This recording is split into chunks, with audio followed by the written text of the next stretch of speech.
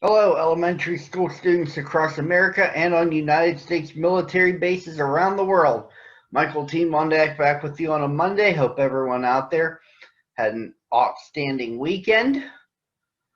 And time to Monday motivate you with reading.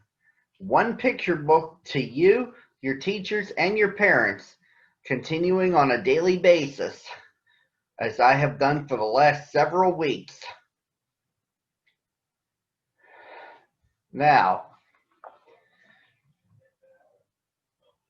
there have been times when you were babies and your mother and father brought you home after your birth. Sometimes you celebrate those moments. Well, the man with the yellow hat celebrated a milestone with Curious George, or 3 years after he brought him home from Africa. And they celebrated together. And he surprised him with a new bike. Well, that's the basic storyline of Margaret and H.A. Ray's story of Curious George Rides a Bike. If you are ready, let's get started. This is George. He lived with his friend, the man with the yellow hat. He was a good little monkey and always very curious. This morning, George was curious the moment he woke up because he knew it was a special day. At breakfast, George's friend said, "Today we are going to celebrate because just 3 years ago, this day I brought you home with me from the jungle. So tonight I'll take you to the animal show. But first, I have a surprise for you." He took George out to the yard where a big box was standing. George was very curious. Out of the box came a bicycle. George was delighted. That's what he had always wanted. He knew how to ride a bicycle, but he never had one of his own. "I must go now," said the man, "but I'll be back in time for the show. Be careful with your new bike and keep close to the house while I am gone." George could ride very well. He could even do all sorts of tricks. Monkeys are good at that. For instance, he could ride this way, with both hands off the handlebar. And he could ride this way, like a cowboy on a wild bronco. And he could also ride backwards. But after a while, George got tired of doing tricks and went out into the street. The newsboy was just passing with his bag full of papers. "It's a fine bike you have there," he said to George. "How would you like to help me deliver the papers?" He handed George the bag and told him to do one side of the street first and then turn back and do the other side. George was very proud as he rode off with his bag. He started to deliver the papers on this one side of the street as he had been told. When he came to the last house, he saw a little river in the distance. George was curious. He wanted to know what the river was like, so instead of turning back to deliver the rest of the papers, he just went on.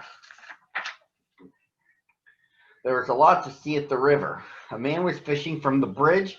A duck family was paddling downstream, and 2 boys were playing with their boats. George would have liked to stop and look at the boats, but he was afraid the boys might find out that he had not delivered all the papers. So he rode on.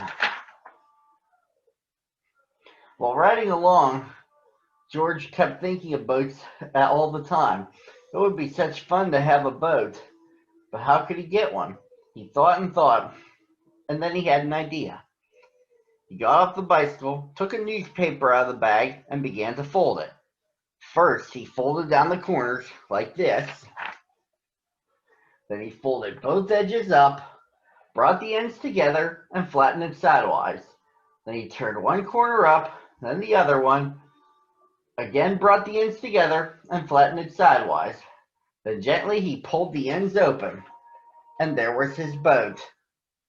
Now the moment had come to launch the boat. Would it float? It did. So George decided to make some more boats. Finally, he had used up all the papers and had made so many boats that he could not count them. A whole fleet. Watching his fleet sailing down the river, George felt like an admiral. But watching his fleet, he forgot to watch where he was going. Suddenly, there was a terrible jolt. The bicycle had hit a rock, and George flew off the seat, head first.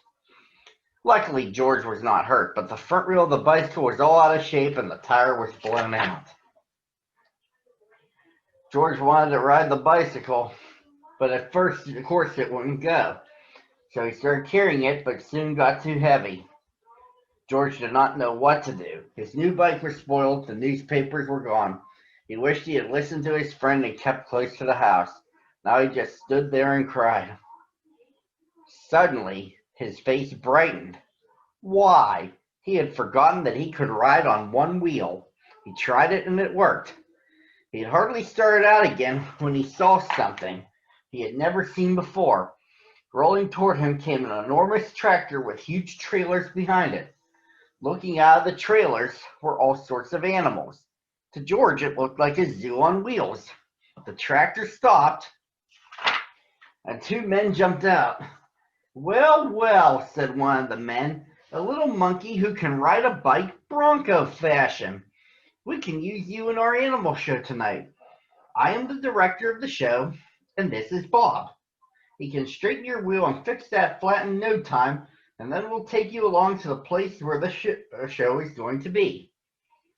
So the three of them got into the cab and drove off. Maybe you could play a fanfare while you ride your bike in the show, the director said. I have a bugle for you right here, and later on you'll get a green coat and a cap just like Bob's. On the showgrounds, everybody was busy getting things ready for the show. I must do some work now, said the director. Meanwhile, you may have a look around and get acquainted with all the animals, but you must not feed them, especially the ostrich, because he will eat anything and might get very sick afterwards.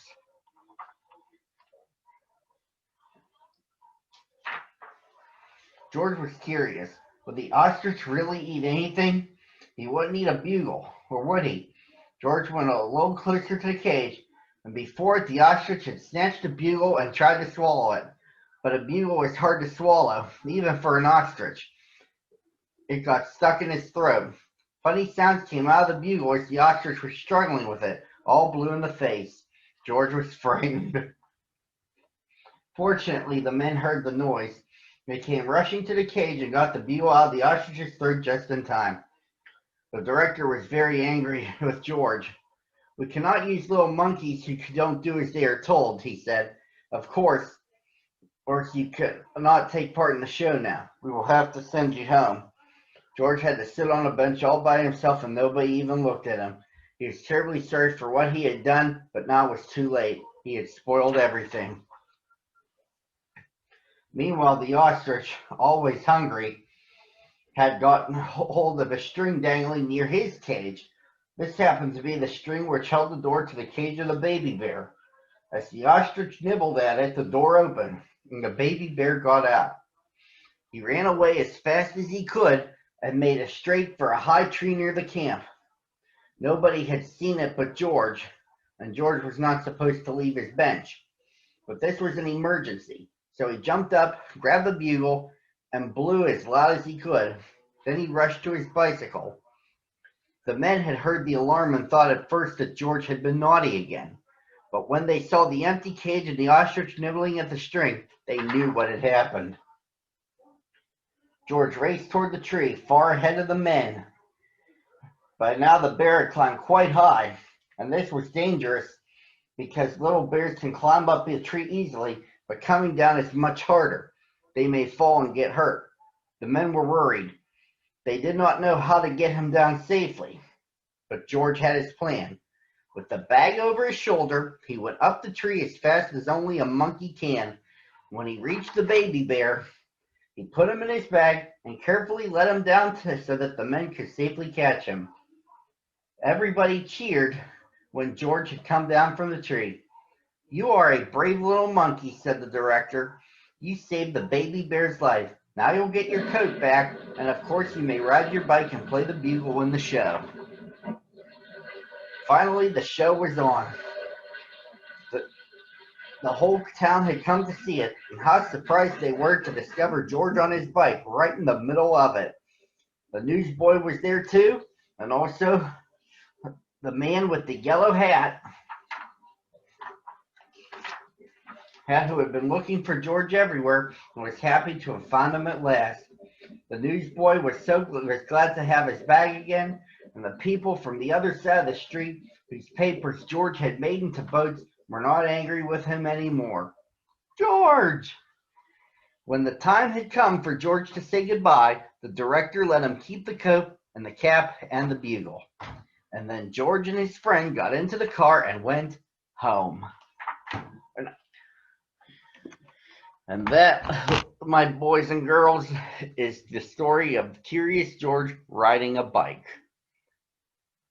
I hope you'll join me again tomorrow, same time, same channel.